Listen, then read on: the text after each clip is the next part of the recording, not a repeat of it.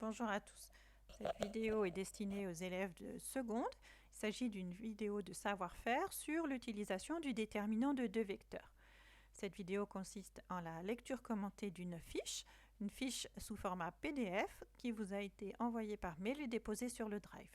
Vous pouvez télécharger et imprimer cette fiche pour avoir une trace écrite.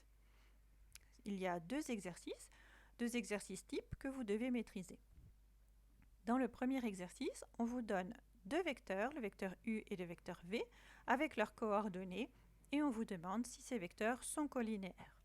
Alors justement, la collinéarité est très liée au déterminant, puisque nous avons dans le cours une propriété qui dit que deux vecteurs sont collinéaires si et seulement si leur déterminant est nul. On va donc regarder ce que ça donne dans cet exercice. La première chose à faire est de faire une figure. Je la regarde avec vous.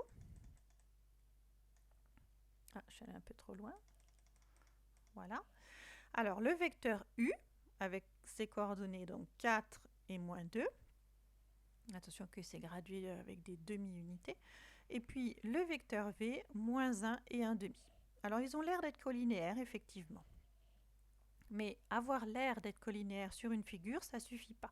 Il va falloir le démontrer. Et c'est là que le déterminant intervient.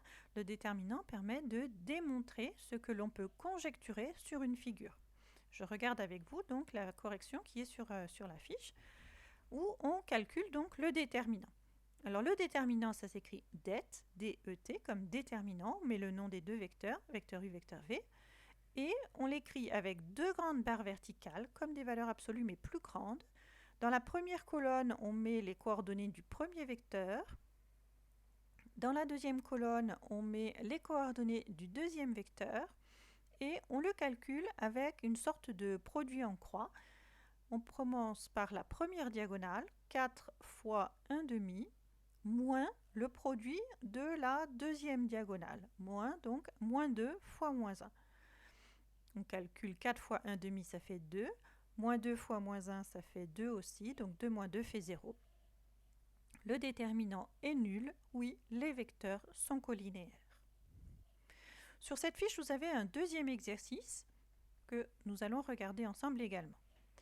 Alors, dans cet exercice, il y a 3 points, le point E, le point F et le point G, dont on connaît les coordonnées, et un quatrième point, M, dont on connaît l'abscisse, mais pas l'ordonnée Y. Y est inconnu. Alors il y avait deux questions dans l'exercice, mais je vous en ai mis qu'une pour cette fiche, ce qui fait que en fait le point E ne va pas nous servir dans la question. Question, pour quelle valeur de Y le point M appartient-il à la droite FG? Premier réflexe à faire en géométrie d'une manière générale, c'est de faire une figure. Alors voilà une figure, donc vous avez le point E qui ne va pas beaucoup nous servir, même pas du tout, et le point F et le point G, et puis j'ai tracé également la droite FG. Cette figure, je l'ai faite sous GeoGebra, puisque j'étais sur mon ordinateur, mais vous, bien sûr, vous avez des cahiers, des carreaux, des règles, des crayons et tout ce qu'il faut. Le point M, on connaît son abscisse, c'est 1. On ne connaît pas son ordonnée, ça veut dire qu'il se trouve donc quelque part sur ces pointillés, sur cette droite en pointillé.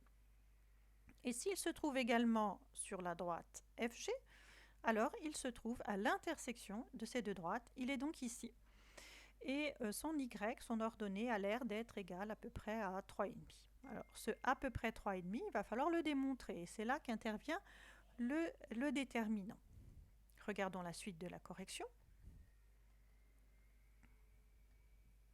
Le point M appartient à la droite FG si et seulement si les vecteurs FG et FM sont collinéaires. Alors je vais revenir 5 minutes sur la figure. Le vecteur FG et le vecteur FM sont bien collinéaires lorsque les 3 points sont alignés. Alors j'ai fait ce choix de FG et FM de manière totalement arbitraire. On aurait pu choisir par exemple MG et MF ou bien F, G et G, M. Il existe de nombreuses combinaisons possibles. Toutes les combinaisons faisant intervenir ces 3 points, G, M et F, sont acceptables et vous permettront d'obtenir le résultat. Moi, j'ai choisi F, G et FM, pardon, parce que je les trouvais plus jolies. Alors, calculons leurs coordonnées avec les formules du cours. Les coordonnées de F et de G sont connues. On peut donc calculer les coordonnées du vecteur f, g par la différence entre les coordonnées. On trouve 8 et moins 2. On peut regarder sur la figure, mais effectivement, 1, 2, 3, 4, 5, 6, 7, 8 et moins 2. Pour le vecteur fm, étant donné qu'on ne connaît pas l'ordonnée de m, on va obtenir une écriture littérale, donc avec une lettre, et non pas une écriture numérique. On va calculer le déterminant. Donc j'écris det comme déterminant avec f, g et fm. Dans la première colonne, le 8 et le moins 2 que j'ai trouvé ici. Dans la deuxième colonne, le 2 et le y-4 que j'ai trouvé ici. Et on calcule avec le produit en croix, donc 8 fois y-4, première diagonale, moins 2 fois 2, deuxième diagonale. On développe, on simplifie, et à la fin, on trouve 8y moins 28. Pour que ces deux vecteurs fg et fm soient colinéaires, il faut que leur déterminant soit nul. On écrit donc l'équation 8y moins 28 égale 0, et on résout y égale 28 sur 8, ce qui nous donne exactement le 3,5 qu'on avait conjecturé sur la figure. J'y reviens. Voilà, le point M est ici avec un y, effectivement 3,5. Mais cette fois-ci, on l'a démontré et non pas seulement conjecturé sur la figure. Voilà, cette séquence est terminée. Elle correspond donc à 2 exercices types que vous devez maîtriser et vous pouvez vous entraîner avec les exercices qui ont été indiqués par mail. Voilà, à vous de jouer maintenant.